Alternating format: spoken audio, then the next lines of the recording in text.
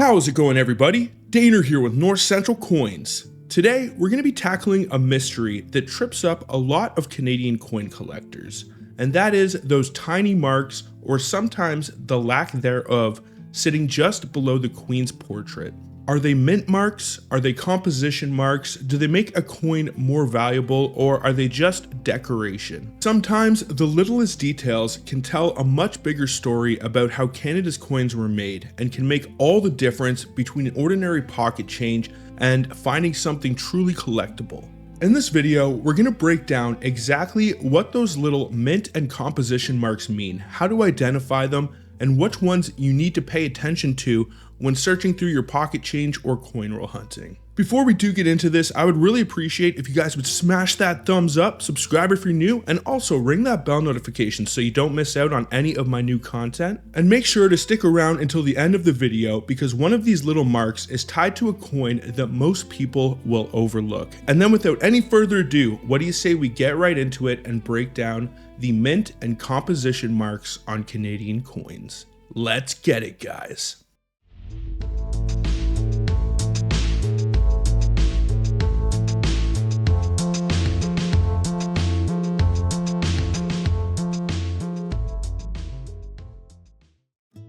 When most people look at a Canadian coin, they notice the year, the design, maybe the portrait of the monarch.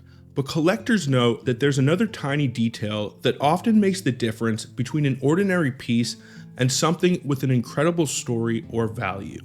And that is the little mark, or sometimes lack thereof, sitting below the effigy. These are what we call composition marks, and in some cases they are called mint marks. They aren't just decorative, they are clues to reveal where a coin was struck, what metal it is composed of, and whether it represents a major shift in how the Canadian Mint was producing currency at that time. To the untrained eye or those unversed in numismatics, these may not look like a big deal, but once you understand them, they can completely change the way that you view your pocket change. For most of Canada's coinage history, there were no composition marks at all. A nickel from the year 1980 or a quarter from the year 1990 will have a clean field beneath the Queen's portrait. That was the norm at the time, and that's why collectors were caught off guard in the year 1998, when suddenly a mint mark finally appeared on modern Canadian coinage. That year, the Canadian Mint began experimenting with a W mint mark. These coins were struck with a small W mark to the bottom right of the effigy, and this was to indicate that they were struck at the Winnipeg facility of the Canadian Mint. But here's the important thing to keep in mind about W minted coins, and that's that they were never intended to be released for circulation. Every W marked coin only came in non-circulating sets, and for the everyday Canadian, they were invisible. But for collectors, it marked a new chapter. For the first time, a modern Canadian coin carried a true mint mark. The W mint mark would return in the year 2000, and also in 2003 it briefly morphed into a WP mint mark. And all of these Winnipeg minted coins could be found in sets in the year 1998, 2000, and 2003. Because they never circulated, their mintages were quite small compared to the regular issues. Now you might think that would make them skyrocket in value, but the sad truth is that they often trade between $5 and $50 depending on their condition and the denomination. And many collectors, including myself, feel that they are undervalued considering their scarcity. While Canadian coins with a W mint mark were quietly appearing in sets, the Canadian Mint was working on a much bigger change. By the late 1990s, producing coins from nickel or copper had become expensive. The Canadian Mint's solution was a multi-ply plated steel process. Instead of striking coins from solid metal like nickel or silver, the Mint began producing a steel core and plating it with thin layers of nickel or copper. It was cheaper, more durable, and the coins were lighter. But there was a problem. Vending machines and coin operating systems at the time weren't designed for these new plated coins, so they needed a way to distinguish the new issues from the older solid alloys like nickel. At first, the P mint mark only appeared on test issues that were handed out to vending machine companies and also in special sets in the year 1999. It soon spread across multiple denominations in the early 2000s. Some of these were purely meant for industry testing.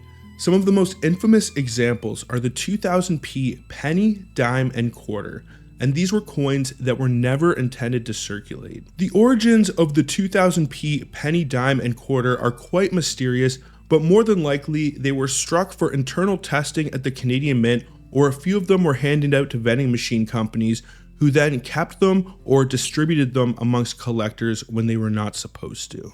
These coins often sell for thousands of dollars when they come to auction, and they are some of the true holy grails when it comes to modern Canadian coinage. On the other hand, the Canadian 2000p nickel was deliberately released, though in extremely low numbers. Only 4,899,000 Canadian 2000p nickels were struck, which is a relatively low mintage figure compared to normal nickel mintages. Now, 2000p Canadian nickels are not a life-changing find, but higher grade examples are definitely collectible and can bring some strong premiums. And this is another coin that I believe is slightly undervalued, and it has such a low mintage figure that if you compare it with other similar coins or even coins from the United States, it should definitely be worth a little bit more than it's estimated at. Now, the small p is actually considered a composition mark, which indicates that the coins were struck in multiply plated steel.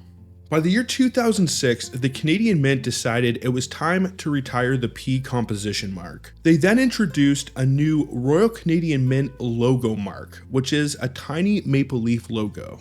On the surface, it served the same purpose, distinguishing new plated coins, but it also did something more. It was branding.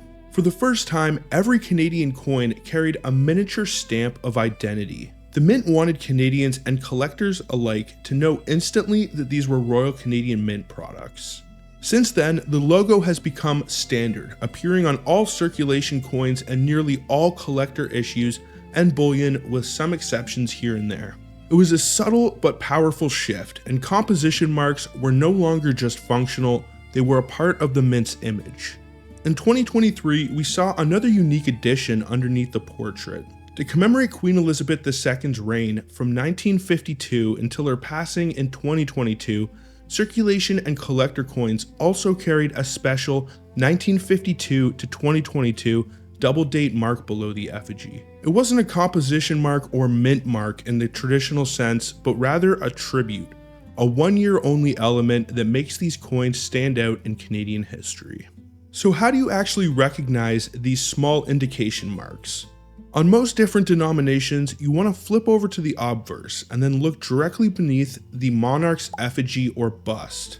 And more than likely, if the coin was struck after the year 2000, you will either see a P or a Royal Canadian Mint logo, and if you ever get lucky, you may see a little small W mint mark. Sometimes wear and tear can make the mint or composition marks faint, so it's good to look under it with good lighting and possibly under a microscope or zooming in with your phone. If a Winnipeg Mint coin makes it into circulation, chances are that W mint mark is going to be ground down a little bit. Another common mistake that beginner collectors can make is confusing composition marks and mint marks with a privy mark. A privy mark is a small design symbol that will often commemorate events, like the Olympic logo for the Olympic Quarter Series or the Canadian 150th anniversary maple leaf on the 2017 commemorative coin series.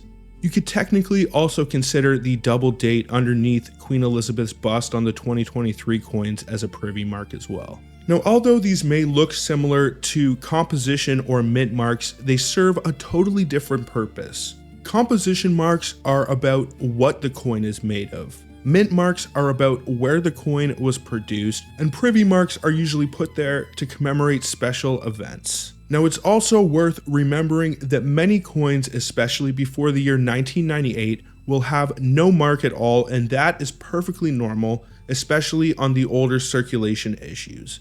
No mark back then was the default, so that does not mean that it's an error. Now, some honorable mentions of some of the older and more obscure mint marks and composition marks that have been used through the years. Even though the focus of this video is on modern coins that you can actually find, Canada does have a fascinating history of older marks. There is the H mint mark. This was used by the Heaton Mint in Birmingham, and this shows up on coins struck up until the year 1907. There was also a C mint mark that was placed on gold sovereigns that were minted in Ottawa between 1908 and 1919. The 1947 Maple Leaf coins marked the transition after India gained independence, and the Canadian Mint needed to remove Emperor of India from the obverse side on King George VI's title. While they were waiting for the new 1948 dated coin dies to arrive, they simply put a small maple leaf on the dies that they already had with the date 1947.